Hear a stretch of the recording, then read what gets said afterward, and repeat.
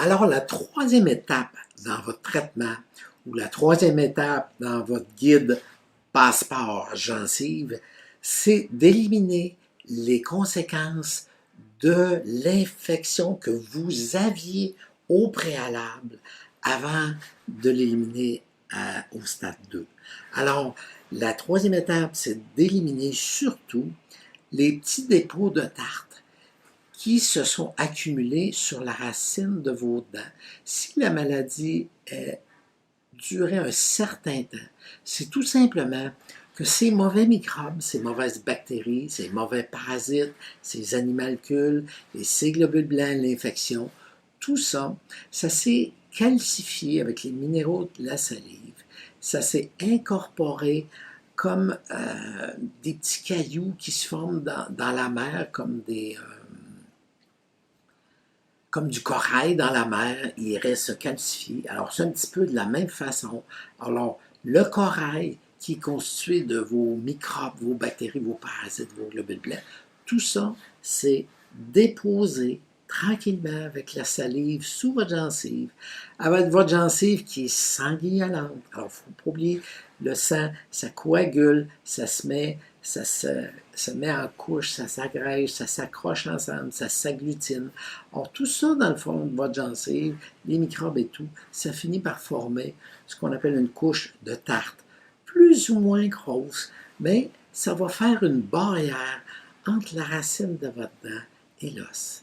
Ce qui fait que si vous essayez de guérir sans enlever cette couche de tartre-là calcifiée, vous n'y arriverez pas, parce qu'il ne peut pas avoir de vraie cicatrisation. Alors, l'étape 3, c'est simplement d'éliminer les petits cailloux qui sont situés dans votre gencive, mais il ne faut pas oublier dans une situation où vous n'avez plus d'infection. Parce que quand le dentiste va nettoyer facilement avec des petits appareils qui vibrent, il va enlever le tartre, il va simplement agiter ces petits appareils, le tartre va décoller facilement avec nos appareils modernes. Alors, il faut faire ça dans un milieu non infecté. Sinon, vous avez l'infection, quand le dentiste fait ça, tous les microbes qui sont dans votre gencive vont dans votre circulation sanguine. Là, vous en retrouvez dans vos poumons, dans votre cœur, dans vos veines, dans vos artères. Vous en retrouvez partout. Or, ça ne fait pas de sens. Ou l'étape 2, on a éliminé cette infection-là.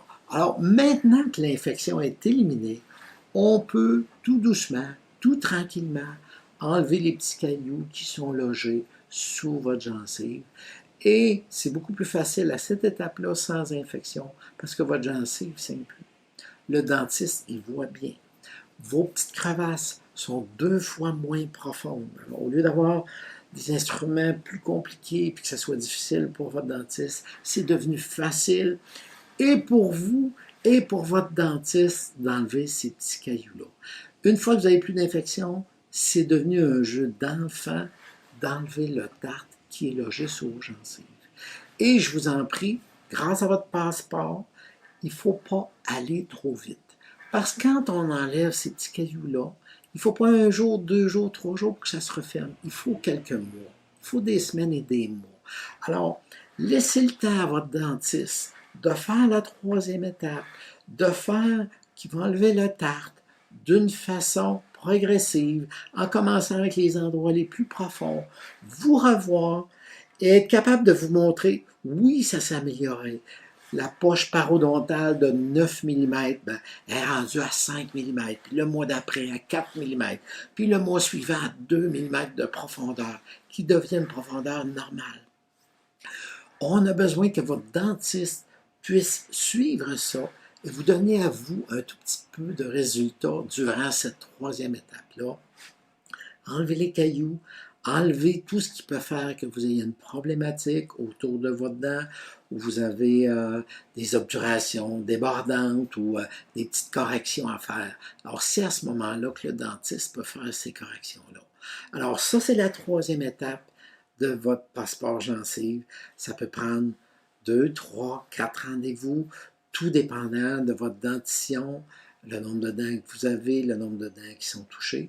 Mais de grâce, n'allez pas trop vite. Il faut que le dentiste puisse accomplir son travail en toute sérénité et en même temps s'assurer que vous êtes toujours en état de désinfection, en état de santé parodontale pour qu'advienne la quatrième étape qui va être plutôt une étape de cicatrisation.